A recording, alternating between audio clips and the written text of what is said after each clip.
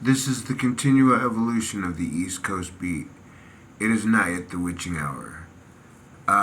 If things are going well, we may have had the last of the 100-degree days for the summer. Uh, I think the hottest it got was 115. I know it was at least 113. And I think one day it was supposed to get up to like 115, 116, something like that. I know it was 113 for a couple days, 111 for a couple days. I remember at one point it cooled down to 97 or something for like a day. That was our cooling spree. But we had a couple 100 and, 10, 11, 12, 13-degree days back to back. And, I have a little window AC unit. And it worked it worked that puppy like it had it, pulling weights attached to a chain because it was cranking out hot air. And at one point, I remember it was, I can't remember what time at night it was, but it was 92 degrees. No, it was 96 degrees outside. I turned off my air conditioner and turned on the fan to see what temperature it was. And by the time the fan kicked on, it was actually 92 degrees. It was 92 degrees inside. So it was like I had my AC burning all day and it was 4 degrees colder than it was outside.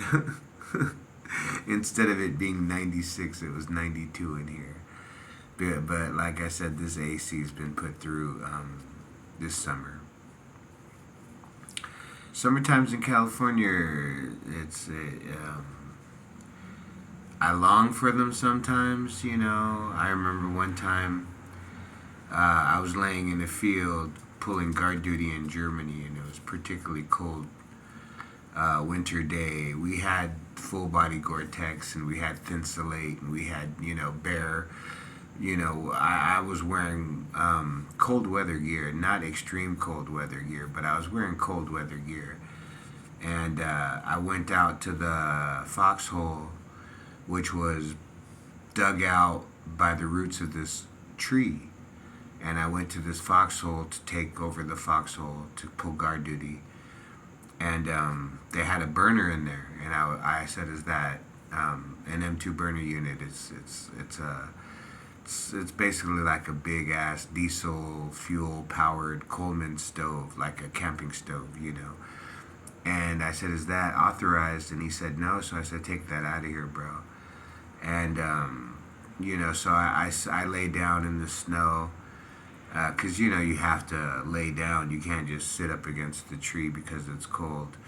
So I'm laying down in the snow, and I don't know how long I was out there for, but it was cold. It was bitter cold.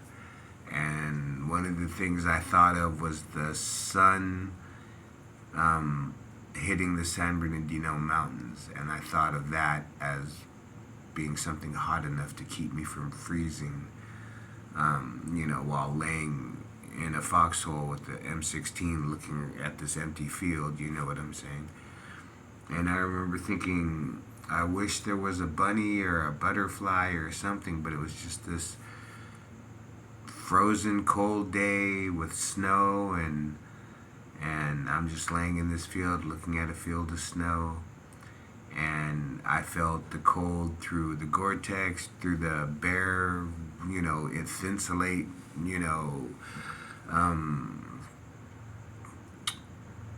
I felt the cold through all that stuff. And I remember when I got back, one of my team, I had a team of two under me. They were both PFCs and I was a specialist. So I had a team of two. And before I went out to guard duty, I asked them if they would make me coffee, which I don't normally request, but I think I knew it was cold. I think even being in the kitchen, I knew it was cold. So when I went out on guard duty, I said, hey, can you guys make me coffee? And when I came back, they had this little thermos of hot coffee just waiting for me. So I got my little box of UHT, ultra heat pasture treated, pasteurized milk, and I got my 2 packs of Army sugar and a spoon, and I made myself a. I actually used to drink coffee so much I kept a canteen full of it. You were only supposed to really keep water or the electrolyte like fruit punch, because that was supposed to help you maintain your electrolytes. You're only supposed to drink those drinks, but I had a canteen full of coffee all the time. I mean, that's, just how it was. I'd rather drink coffee because by the time I got back from the desert, I got into smoking and drinking and staying up late, and I mean, I had watched the sunrise a couple of times, even as a soldier, you know, on my off time, just because you're just so used to having something to do all the time. That's one thing I miss about being a soldier, in particular, being what I did, was because I had a job, and my job was cooking. So every day I had to think, how many pounds of ground beef is it going to take to make 200 servings of the meatloaf, and then at the same time I've got to make 300 servings of the chicken and then 200 servings of the pork. And I've only got, 3 hours until the next meal. So how fast is this going to cook? How long do I have to take on each thing? It wasn't a very complicated job, but it wasn't a simple job. Time management, you had to know, if it's going to take you an hour to do something where you have to concentrate on just that, when are you going to have that hour to do that? You know what I'm saying? So I remember not first time, but one time I walked into the kitchen, and there was a old specialist in the kitchen. He was getting out. He probably got out like 6 months or a year after I got there. I went to the field once or twice with them, but he probably got out like 6 months or a year after I got there. But I remember one time, me and my cook buddy from cook school walk in the back of the kitchen, and it's just him. And I said, "It's just you?" And he's all, "One day that'll be you, bro." And you know what? It was. So they say one cook can feed 25 people. That's maxing it, you know what I'm saying? But on an easy, if it's an easy menu and you've got a full kitchen, one cook can feed 250 people. One or two meals a day, and then they get a MRE or you know what I'm saying? But yeah, I mean, if it's simple stuff, pancakes and scrambled eggs, you know what I'm saying, stuff like that. Plus, if it is the tea rations, one cook can definitely feed more than 25 people. But when I was in, there was supposed to be, in the field, it was supposed to be like one cook for every 25 people. And but we had guard duty, we had to drive trucks, we had, all this other stuff, but we were always shorthand. So like I said, when me and my cook buddy from cook school walk in, fresh out of school, where there was 50 students standing around trying to find something to do to look busy, all of a sudden we walk into a kitchen and there's one specialist doing everything. And I don't even remember where everybody else was, to be honest. But yeah, there was a time, I remember one time I got, there's this, in Germany they're called OPT4, and OPT4 is a training company that was specifically trained to use Russian tactics, because that's who we were training to go to war with back in the 90s. Even in the 90s, we were training to go to war with Russia in Europe, you know what I'm saying? So OPT4 was trained in Russian tactics, and they would take vehicles and,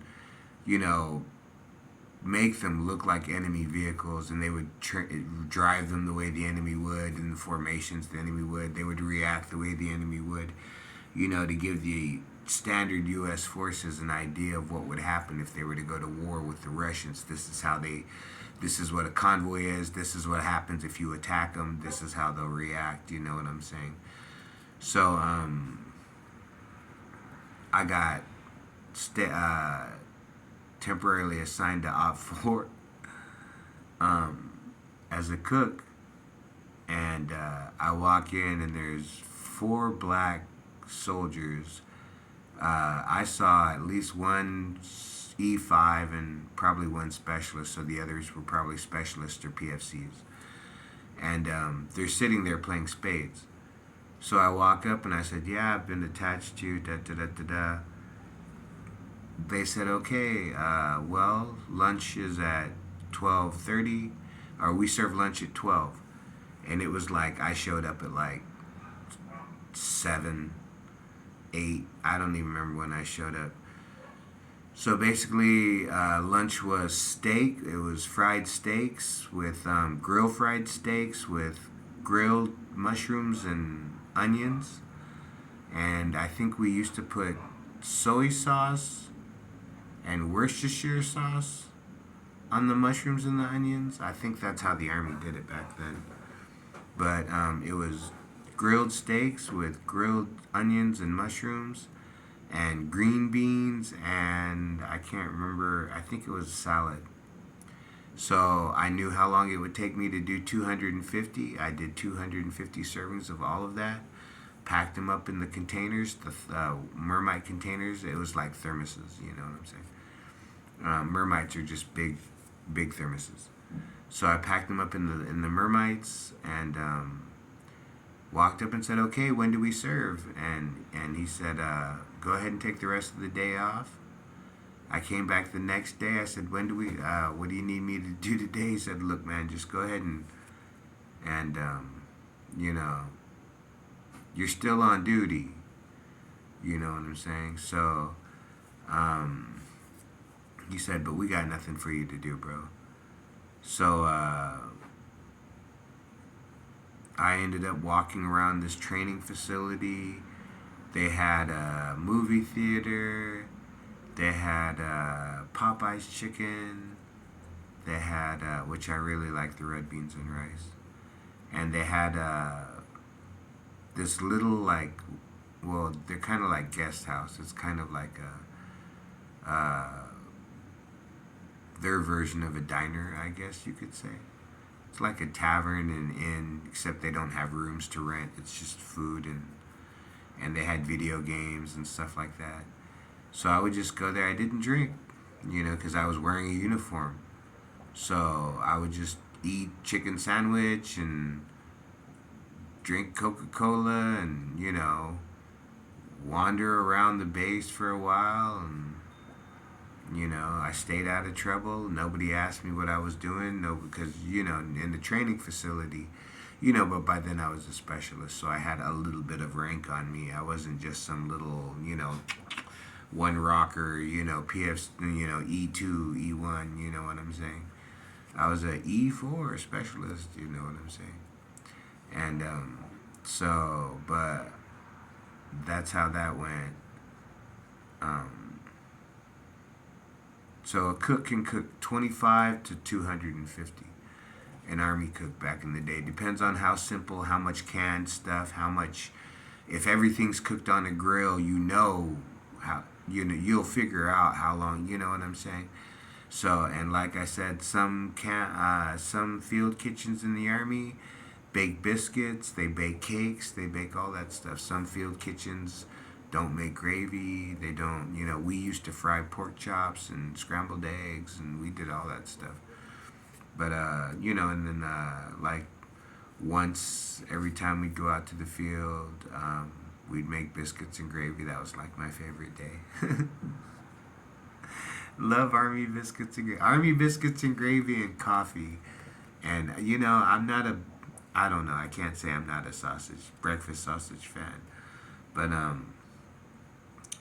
I used to, when you cook something every day, you get used to the smell of it.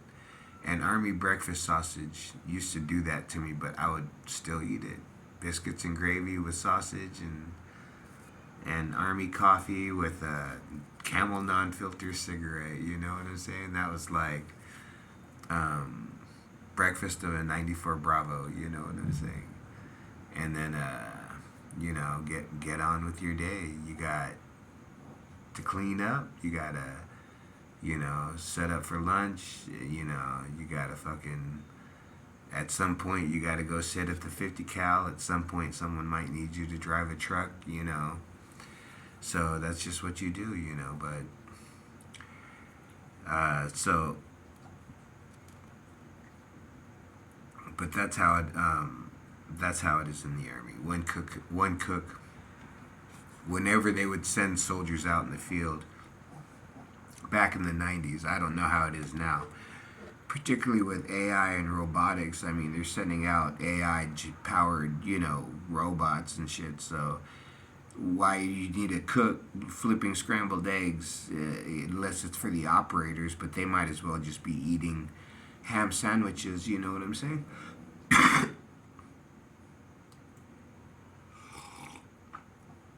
I understand the love of food that some people have, and I'll always remember in the mornings at basic training when we would march to the dining facility. Outside of the dining facility, they would have a grease trap, and I would always smell the grease trap, and that's a particularly powerful smell. And I remember I didn't like it, but as soon as we got in the dining facility and I could smell the scrambled eggs and the peanut butter and the toast and the bacon, I would always get hungry. And by then we had already went for a 3 mile run. We had already done a couple, maybe 100 something push-ups. You know what I'm saying? 100 and something sit-ups, more than that. You know what I'm saying?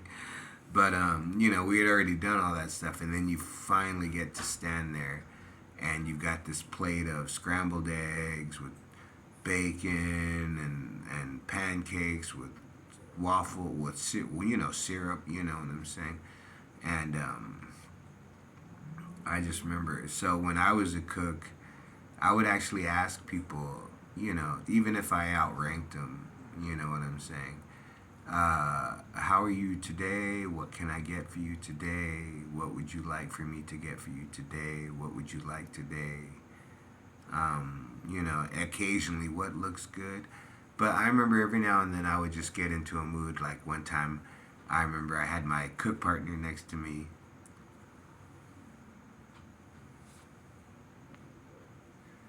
I had my cook partner next to me, and I started trying to guess, because where the soldiers were from, because I was all, damn, there's a lot of white boys in line. Like, that's one thing. Um, Particularly if like National Guards would come through and stuff. Sometimes, you where I was in the army was predominantly white. The kitchen was predominantly black, but the soldiers were predominantly white. And there, like I said, you could go a long time. You could be serving a lot of people, and I'm thinking, damn, all these white boys, and no two of them look alike to me. I mean, I can't. I wouldn't be able to. You know what I'm saying? It's like, and I'm like, they're all from America, because we were in Germany, and it's like you go out in Germany, you see a bunch of white boys, they don't look alike. You know. And then, like I said, so I'm thinking, wow, look at all these. So I'd be like, hey, where are you guys from? If I didn't recognize them, thinking maybe they were National Guards coming through or something.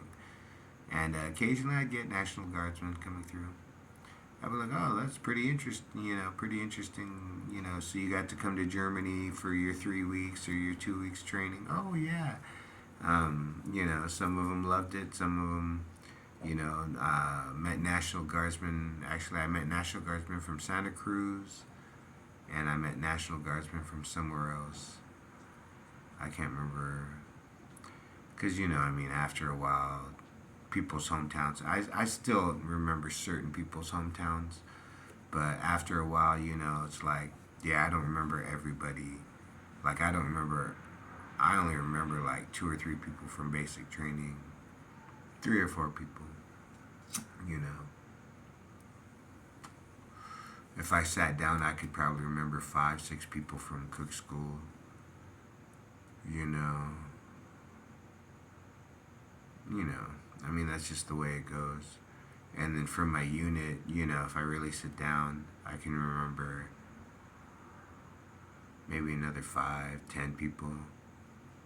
You know, I probably have just as many memories of German friends and girlfriends as I have of soldiers because I spent a lot of time either alone or in the company of a soldier. But when I was in the company of a soldier, we were usually doing 21-year-old guy things, going out, drinking, eating, going to movies.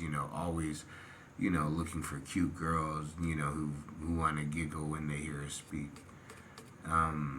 That's just what we did. You know what I'm saying? And I had no problem with it.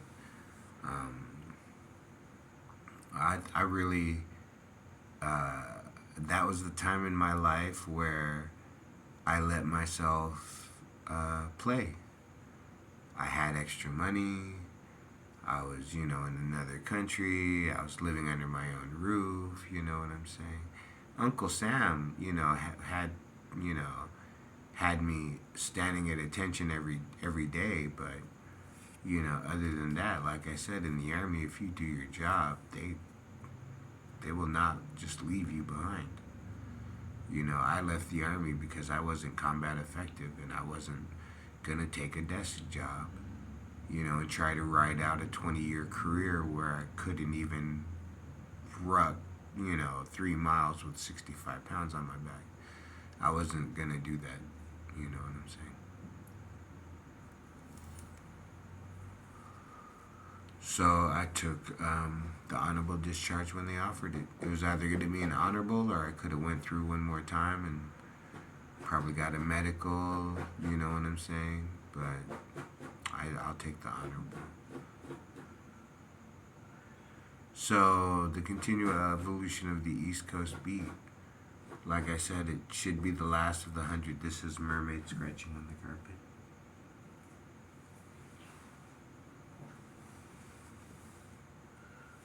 So this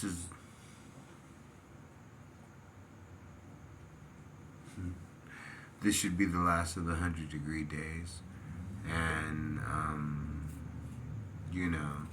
what is there to expect of this winter? It's my favorite time of year. This is beginning to be my favorite time. When I'm not sweating sitting at the bus stop, it's my favorite time of year. But with the nerve damage in my hands, now my hands are all numb. I can barely roll cigarettes. You know what I'm saying? They're all sloppy, and I'm like, oh shit. Like, I remember when I was younger, I used to always ask questions like that. Why is that guy's pocket? Why is that guy's pants so big? You know, and I remember my aunt told me, well, some people, they have to wear bigger pants when they get older because they've got nerve damage in their hands and they can't reach into tight pockets. And I was like, oh, I completely understand that feeling now because that's how I live my life. Like, if I've got to reach into my pocket, and I have no feelings in some of my fingers, so I don't know if I'm touching something or not. I'm looking for my keys in my pocket. I don't know if they're in my hand or not.